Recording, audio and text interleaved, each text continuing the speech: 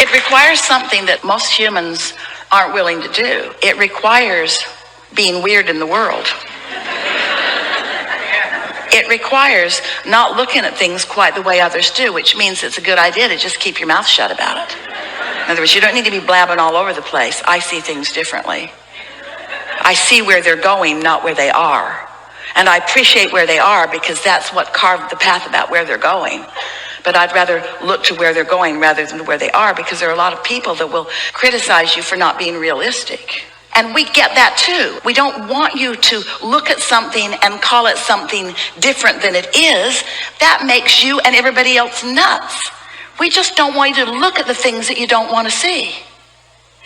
Don't perpetuate it for them or for you.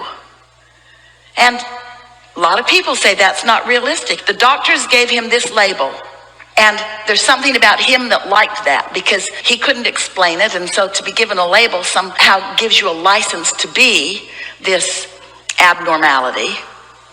Labels and diagnoses are snapshots in time that is moving. Snapshots in creation that is becoming. Snapshots in individual and collective evolution. So, if you just keep taking the picture, click, click, click, click, click, click, click, click, click, click, click, click, click, click, click, click, click. What are you doing? Facing reality. Click, click, click, click, click, click, click, click, click. Then you just keep recreating the same thing over and over. It's new. It's just the same. But it's new. It's just the same. But it's new. It's just the same. It's new.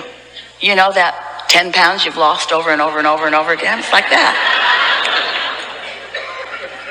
Or rather than click, click, click, click, click, click, click, you can feel the discomfort in that, and every now and again you can get off that subject and on some other subject, maybe through meditation, and you can get a glimpse of something, and you will find a daydream in time. And if the daydream feels good, you could follow it. But what does human nature say? I'm just making that up while my brother has schizophrenia. And your society says, you're not supposed to make things up. Help your schizophrenic brother. And we say, how are you going to help your schizophrenic brother? Click, click, click, click, click, click, click, click, label, label, label, label, click, click, click, click, label, label, label, label, click, click, click, click. Ow, ow, ow, ow, ow, ow, ow, ow, ow, ow, ow, ow. You have options. You have options. And when you really remember that your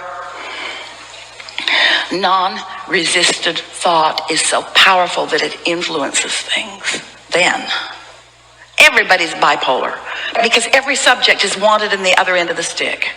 And we've noticed that those who have really, really, really, really, really strong desires have also an equally really, really strong sensitivity to the absence of it.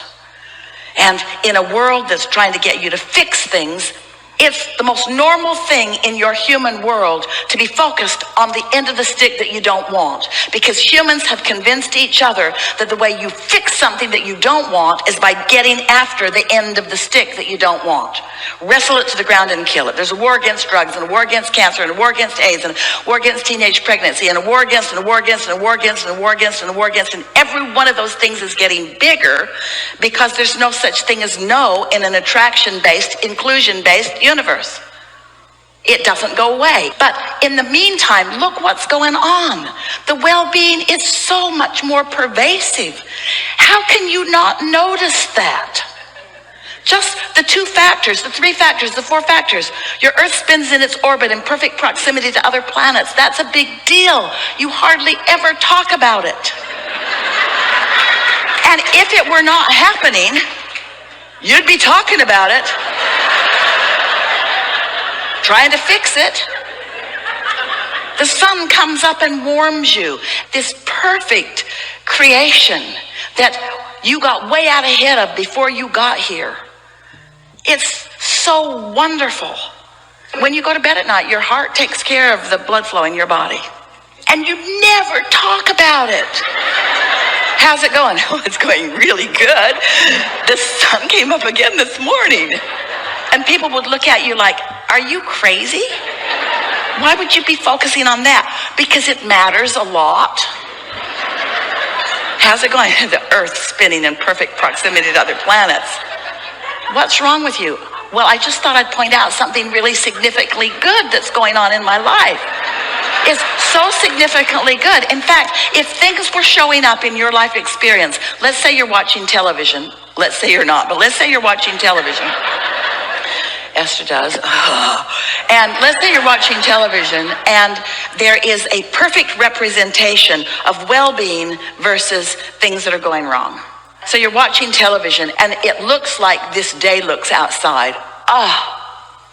Feels like, smells like, it's well-being, like this is, the bigness of all of this. So you're watching that on television and it's just pleasurable. Oh, it's so pleasant what you're watching. It's just beautiful and harmony and delicious and interesting and provocative. And you're just watching and you're just eating it up. And then across the screen goes, zip. And you say, what was that?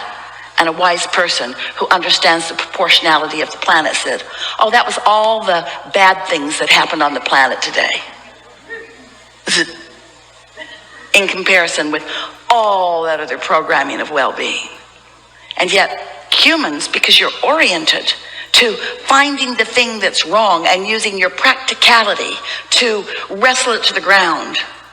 So you pinch yourself off from the resources because you've forgotten that there are some steps. Step one is you see it and you feel it and it impacts you and you don't want it. But in that brief moment, you know what you do want and you launch through your telepathic, vibrational ability to launch. You launch a request, you launch a determination, and the energy that creates worlds, your inner being and source, take that information and focus upon it completely, and that's why your Earth spins in its orbit in perfect proximity to other planets, and on and on and on and on and on and on and on and on and on.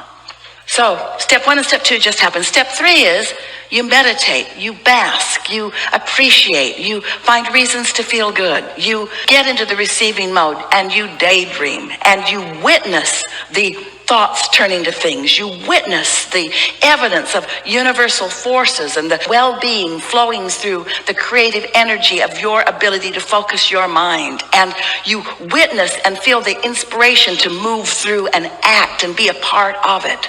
That's step three. And step four is you do that, you do that, you do that. You're so good at that. You're reveling in it so much that you're afraid you're going to fall out of the sky. You're loving it so much that the idea of not doing that is unbelievably unbelievable. You just can't even bear the thought of not continuing to be this creative genius that you were born to be and that you are. And then step five is something that you saw coming and you didn't change your thought. You just acknowledged it and tried to compensate with your action. And then it kept coming and it kept coming and it kept coming and it got right up really close to you. And instead of saying, oh yeah, I saw that coming. This is all for my good. This is part of the questions that I've been asking. This is part of what I want to know about being the creator. This rascal in my life is there to assist me in really getting control of my own resources, in really finding the power of my own mind, in rediscovering again and again the power of collective consciousness and the power of being one with my inner being and the power of worthiness and the power of well-being. That's what this is all about. This isn't about punishment or badness, me or them.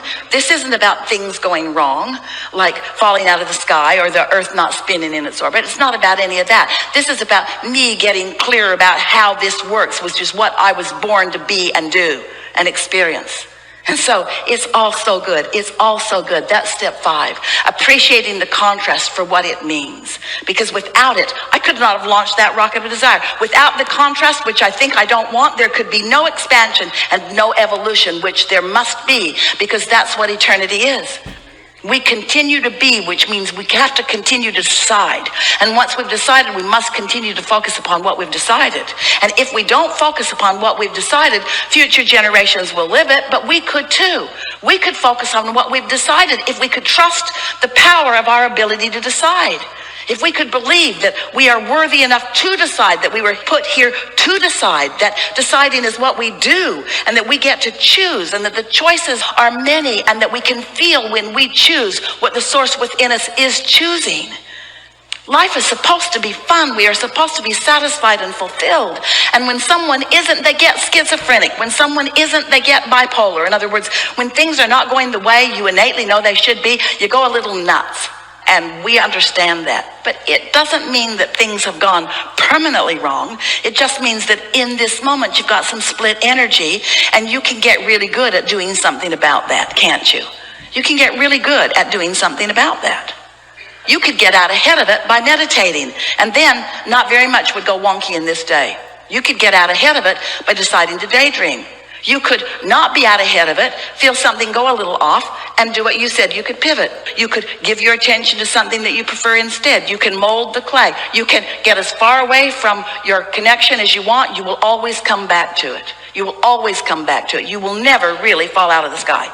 You will never leave the fullness of who you are. The eternal nature of who you are is yours eternally, you see.